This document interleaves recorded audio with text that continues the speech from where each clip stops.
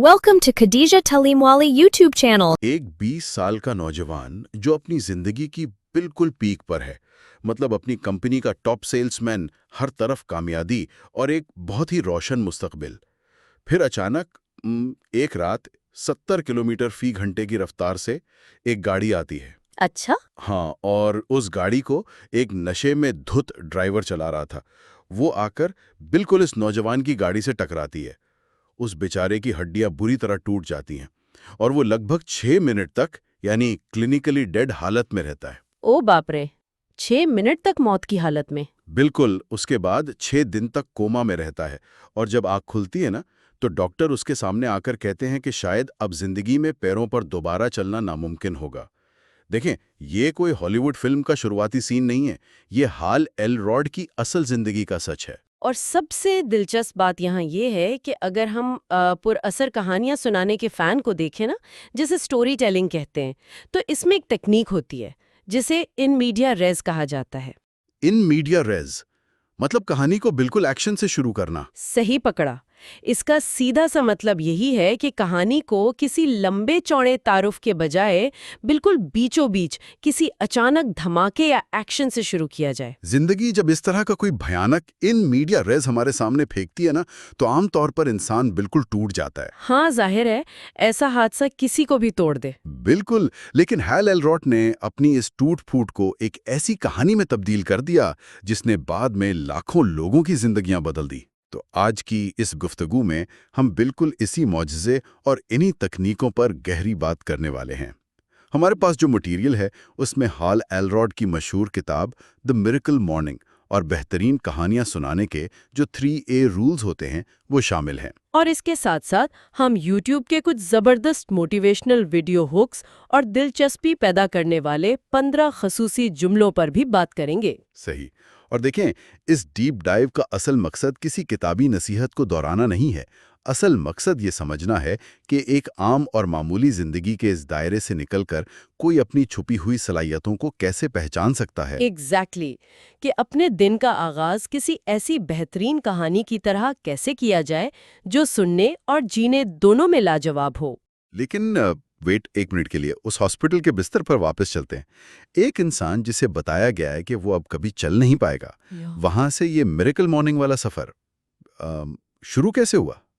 असल में उस बिस्तर पर हॉल ने एक ऐसी जहनी मश्क का इस्तेमाल किया जिसे 5 मिनट रूल यानी 5 मिनट का उसूल कहते हैं। ये उन्होंने अपने एक मेंटर से सीखा था। 5 मिनट का उसूल, ये क्या होता है? देखिए, उसूल बहुत सादा मगर गहरा है। जब भी जिंदगी में कोई बुरी खबर आए या कोई बड़ा हादसा हो तो सिर्फ 5 मिनट तक गम मनाने की इजाजत है। उस वक्त आप रोएं, चिल्लाएं, दीवार में मुक्का मारें, जो करना है करें। अच्छा, यानी जज्बात को निकालने की पूरी छूट है, लेकिन सिर्फ 5 मिनट के लिए। बिल्कुल। लेकिन जैसे ही 5 मिनट खत्म हो, उसके बाद एक ही जुमला सोचना और बोलना है, कांट चेंज इट, यानी इसे बदला नहीं जा सकता, और बस आगे बढ़ जाना है। बेट, ये थोड़ा अजीब भी नहीं लगता? मेरा मतलब है, एक इंसान जिसकी टांगें कूट चुकी हैं, वो बिस्तर पर पड़ा है और वो सिर्फ 5 मिनट बाद ये कह दे कि मैं इसे बदल नहीं सकता और सब ठीक हो जाए। इसके पीछे आखिर क्या लॉजिक है? लॉजिक बिल्कुल सटीक है और इंसानी नफ्सियात पर मबनी है। होता क्या है कि जब इंसान हकीकत से लड़ना छोड़ देता है तो उसकी सारी तवानाई जो पहले गुस्से और मायूसी में ज़ाया हो रही थी, वो बचाव और हल की तरफ मुड़ जाती है। ओह, यानी एनर्जी चैनलाइज हो जाती है। सही। हल ने सोचा कि डॉक्टरों का काम ठीक करना है, लेकिन उनका अपना काम ठीक होना है। अगर उन्हें उम्र भर व्हीलचेयर पर ही रहना है तो उन्होंने वहां तय किया कि वो दुनिया के सबसे खुशमिजाज व्हीलचेयर वाले इंसान बनेंगे।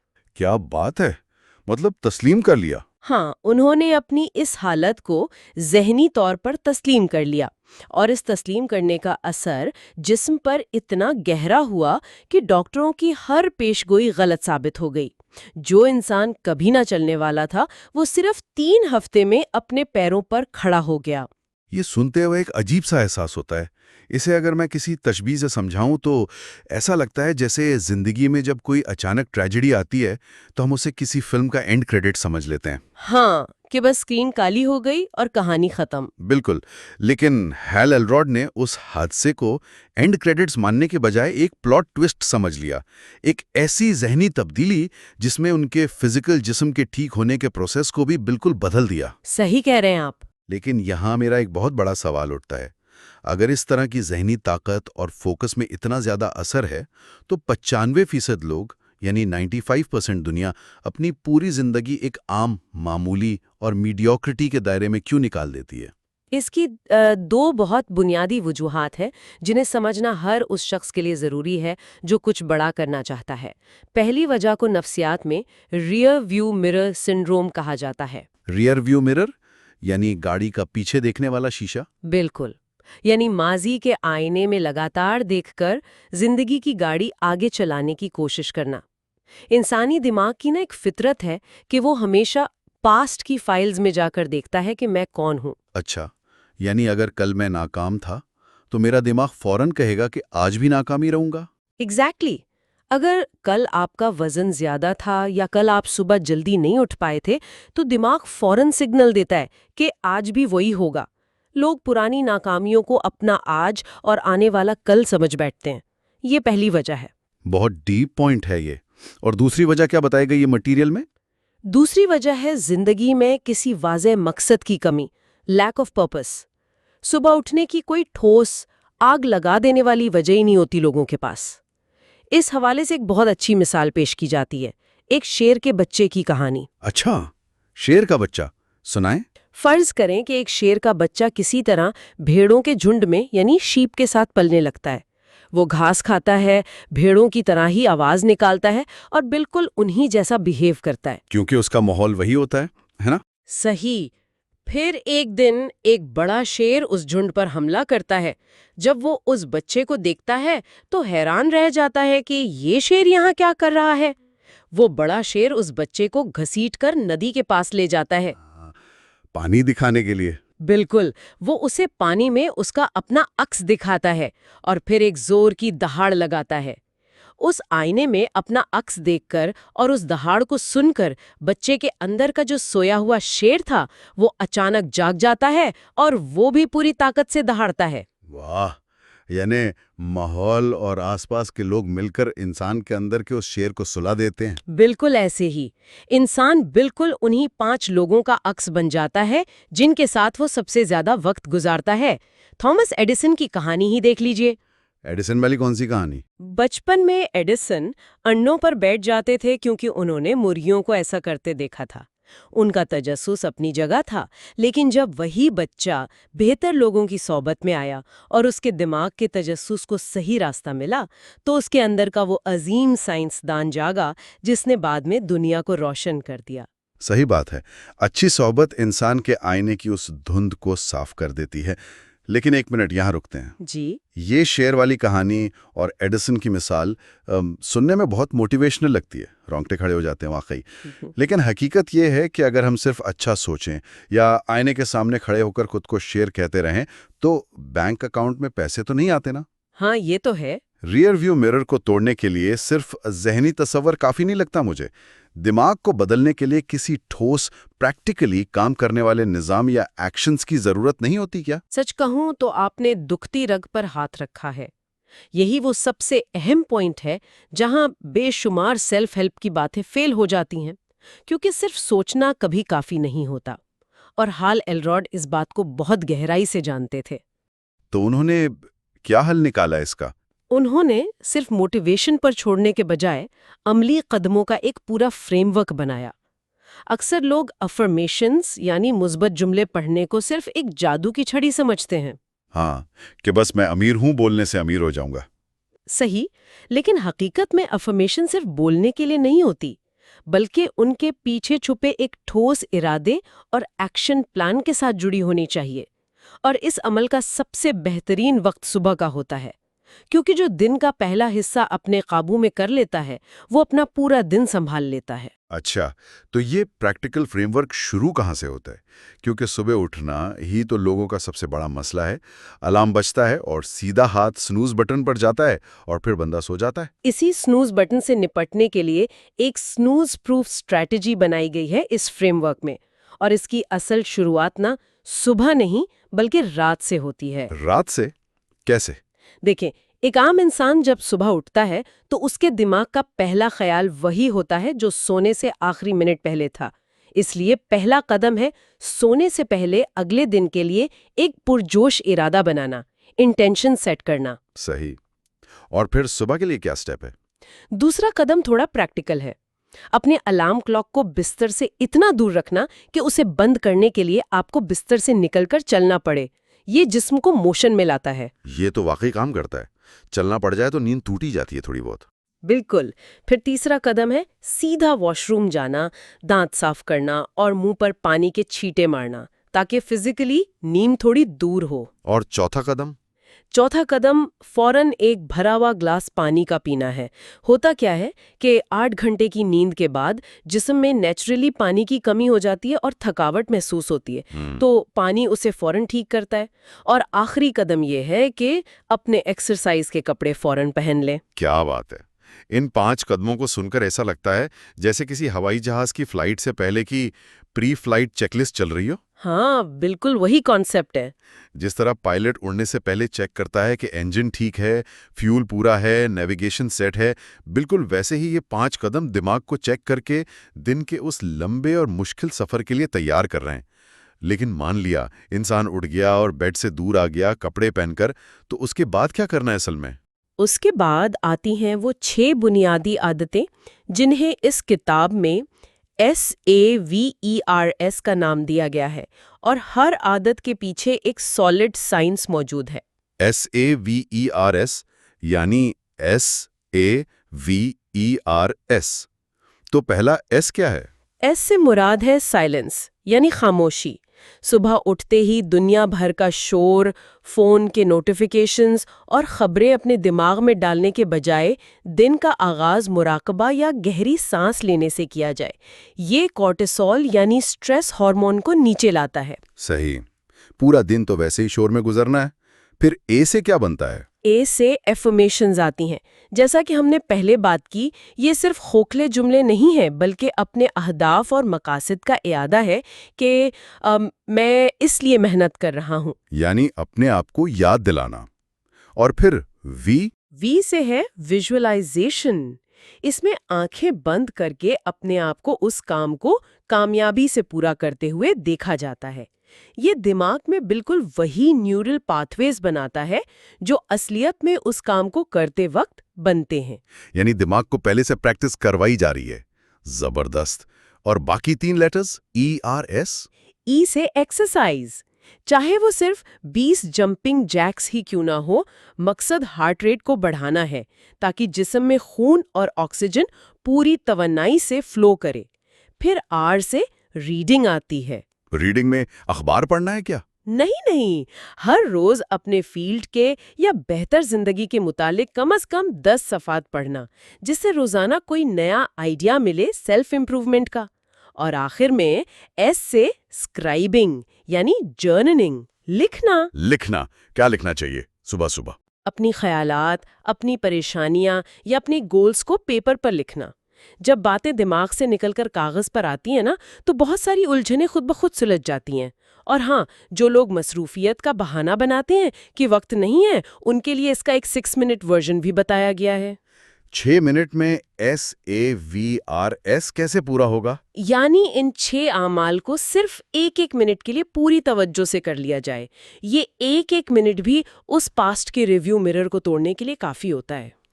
1 منٹ کے لیے یہاں اس بات کو تھوڑا آگے بڑھاتے ہیں۔ جب ہم SAVERS کی اس ایکسرسائز پر دھیان دیتے ہیں تو اصل میں ہم کیا کر رہے ہیں؟ ہم خود کو ایک نئی کہانی سنا رہے ہیں نا؟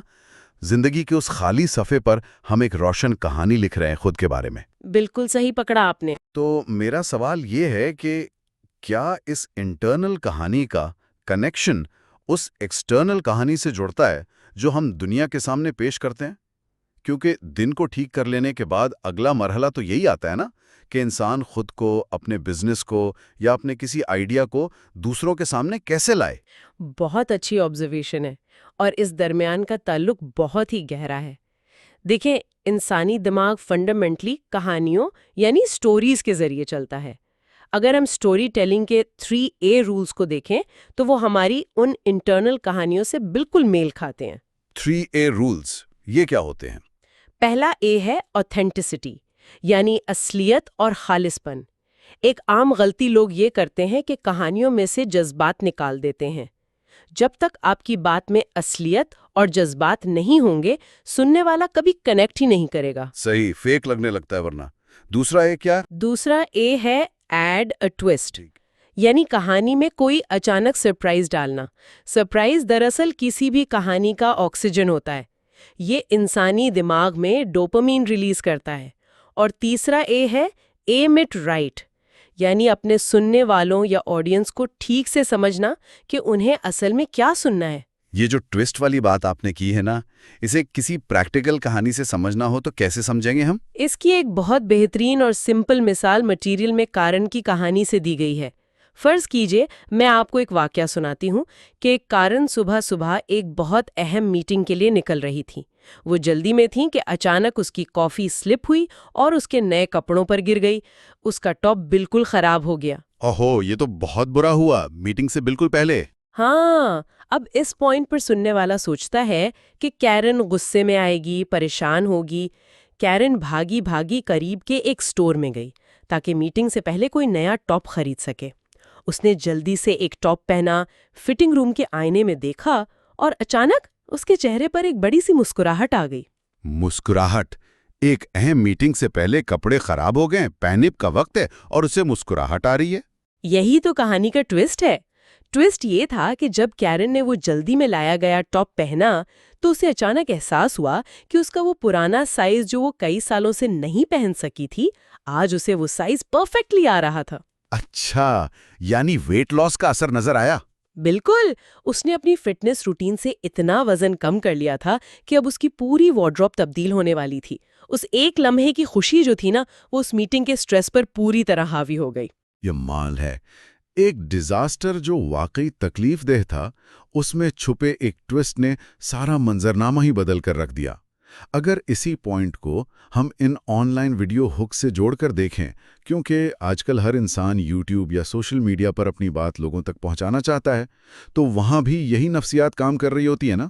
بالکل صحیح کہا آپ نے۔ یوٹیوب اور کانٹینٹ کریشن کے سب سے طاقتور ہکس اسی نفسیات پر کام کرتے ہیں۔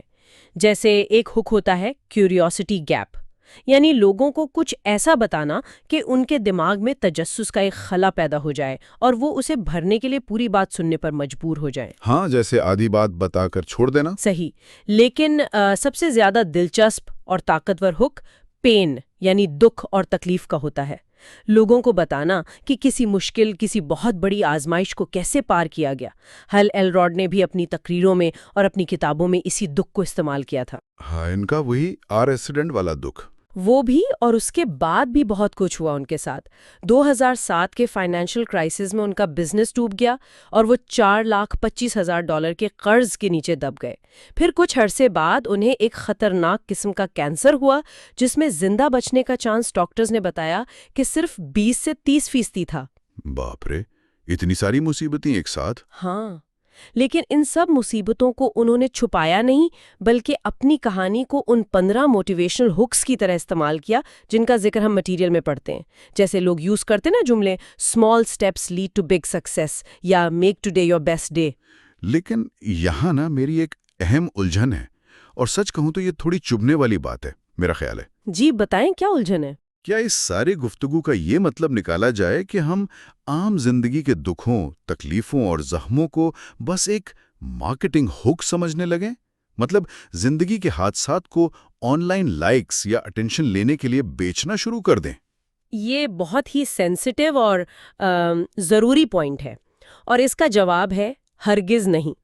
دکھ اور تکلیف کو مارکیٹنگ کے طور پر استعمال کرنا بہت سطحی اور کھوکھلی حرکت ہے جسے لوگ بہت جلدی پہچان لیتے ہیں۔ تو پھر اس پین کو ہک کے طور پر استعمال کرنے کا کیا مقصد ہے؟ اصل کہانی میں یہ پین ہک مارکیٹنگ نہیں بلکہ شخصیت کی ایک عظیم طاقت ہوتی ہے جسے ولنریبلٹی کہتے ہیں۔ جب انسان بنا کسی دکھاوے کے اپنی کمزوری اور اپنی آزمائش کو دوسروں کے سامنے رکھتا ہے تو وہ دوسروں کو یہ پیغام دیتا ہے کہ دیکھو میں بھی تمہاری طرح ٹوٹا تھا لیکن میں نے وقت اور حالات کو تسلیم کیا اور آگے بڑھنے کی ہمت کی۔ اچھا، یعنی ایک ہیومن کنیکشن بنانے کے لیے۔ ایگزیکٹلی یہ انسانیت کا وہ گہرا کنیکشن ہے جو خالص ہوتا ہے، اور جب آپ اس طرح سچ بولتے ہیں تو لوگوں کو ایک امید ملتی ہے کہ اگر یہ شخص کر سکتا ہے تو وہ بھی اپنے ریئر ویو مرر کو توڑ سکتے ہیں۔ ٹھیک ہے، اب جا کر بات سمجھ آئی، یعنی ولنریبلٹی اور اصلیت انسان کو زمین سے جوڑتی ہے۔ چلیں اب اس آخری فیز کی طرف چلتے ہیں جو اس 30 ڈے چیلنج پر ہے، جہاں سب سے زیادہ لوگ فیل ہوتے ہیں میری نظر میں۔ صحیح کہہ رہے ہیں۔ فرض کیجئے ایک انسان نے مان لیا، اس نے یہ ڈیپ ڈائیو سنا، اس نے صبح اٹھنے کا فیصلہ بھی کر لیا، ایسے VRS پر عمل بھی شروع کر دیا، لیکن سننے میں آتا ہے کہ کسی نئی عادت کو اپنی زندگی کا پکا حصہ بنانا کوئی آسان کام نہیں ہے۔ دماغ تو پوری طاقت سے اسے ریجیکٹ کرنے کی کوشش کرتا ہے نا؟ بالکل، انسانی دماغ نئے نیورل پاٹھ بناتے وقت بہت انرجی لگاتا ہے، اس لیے وہ نئی چیزوں پر ریزسٹنس پیدا کرتا ہے۔ سائنس کہتی ہے کہ نئی عادت کے بننے میں عموماً 30 دن لگتے ہیں، اور ان 30 دنوں کو 3 الگ الگ فیزز میں بانٹا گیا ہے۔ 3 فیزز وہ کیا ہیں؟ پہلے 10 دن بالکل انبیریبل یعنی ناقابل برداشت ہوتے ہیں۔ ایسا لگتا ہے جیسے جسم عذاب میں ہے۔ ہر صبح دماغ 1000 بہانے بناتا ہے کہ بس یار ایک دن اور سو لیا جائے۔ یہ تو سب سے مشکل مرحلہ ہے۔ پھر اگلے 10 دن؟ اگلے 10 دن انکمفرٹیبل یعنی بے آرام ضرور ہوتے ہیں۔ عادت تھوڑی آسان لگنے لگتی ہے مگر اسے کنٹینیو رکھنے کے لیے ابھی بھی آپ کو کافی کانشیس ایفرٹ لگانی پڑتی ہے، خود سے لڑنا پڑتا ہے۔ اور آخری 10 دن جو ہوتے ہیں وہ انسٹاپیبل ہوتے ہیں، جسے ہم ناقابل تسخیر کہہ سکتے ہیں۔ انسٹاپیبل کیسے؟ یہاں آ کر وہ نیا عمل انسان کی آئیڈینٹی یا شخصیت کا پکا حصہ بن جاتا ہے اور اسے اس روٹین میں اصل مزہ آنے لگتا ہے۔ اس سفر کو سکسیسفلی مکمل کرنے کے لیے ایک اکاؤنٹیبلٹی پارٹنر یعنی کوئی ایسا شخص جو آپ سے روزانہ اس کا حساب لے بہت اہم کردار ادا کرتا ہے۔ اور ہاں، اس 30 دن کے چیلنج کو کامیاب بنانے کے لیے میریکل ایوننگ کو سمجھنا بھی اتنا ہی ضروری ہے جتنا مارننگ کو۔ Wait, miracle evening? زیادہ تر لوگ تو صرف میریکل مارننگ کی ہی بات کرتے ہیں۔ صبح کے اس معجزے کو آپ رات کے وقت سے کیوں جوڑ رہی ہیں؟ کیونکہ صبح کیسی گزرے گی اس کی سیدھی بنیاد اس بات پر ہوتی ہے کہ انسان رات کو کس حالت میں سوتا ہے۔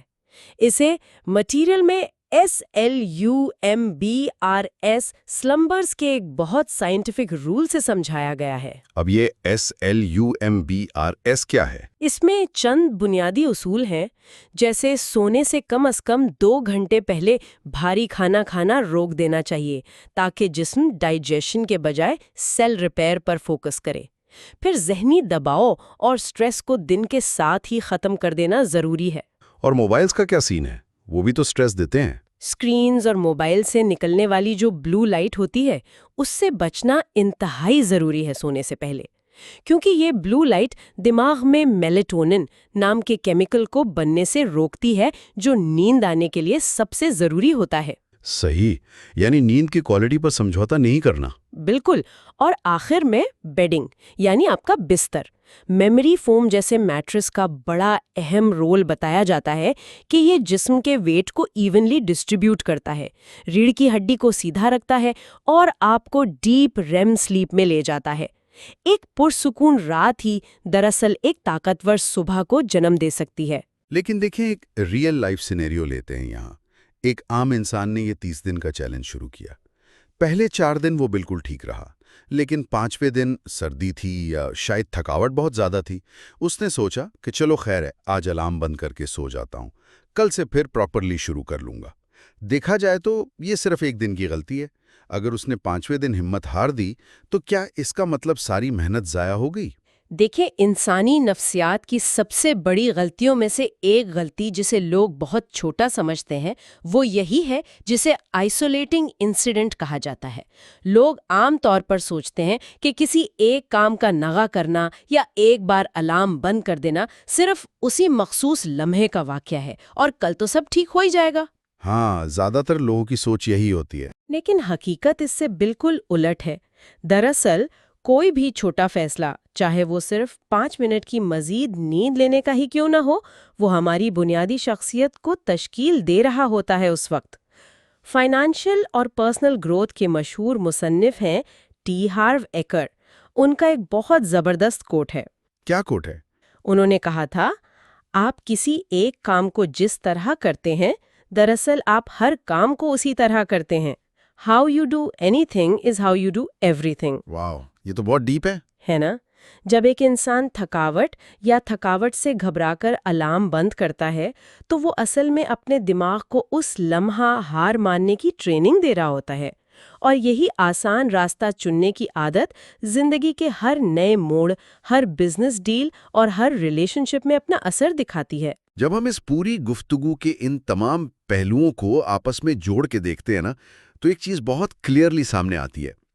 ان ساری کہانیاں، 3A سٹوری ٹیلنگ رولز اور SAVRS کی روٹین کا اصل مقصد کسی کو زبردستی صبح جلدی اٹھانا نہیں ہے، بلکہ یہ احساس دلانا ہے کہ زندگی کے الارم پر اور آنے والے کل کے ایکسکیوز پر مزید سنوز بٹن دبانے کا وقت اب ختم ہو چکا ہے۔ بالکل صحیح سمرائز کیا آپ نے۔ ہر نئی صبح اپنے ساتھ ایک انر فریڈم لے کر آتی ہے، یعنی ایک ایسی اندرونی آزادی جہاں ہم حقائق کو تسلیم کر کے اس 5 منٹ والے اصول کے تحت افسوس کو پیچھے چھوڑ کر اپنی زندگی پر شکر ادا کر سکتے ہیں۔ اور یہی دی ABCs آف میریکل لائف ہیں، یعنی اپنے ماضی کے بدنما آئینے کو توڑ کر حقیقت سے دوستی کرنا اور آگے بڑھنا۔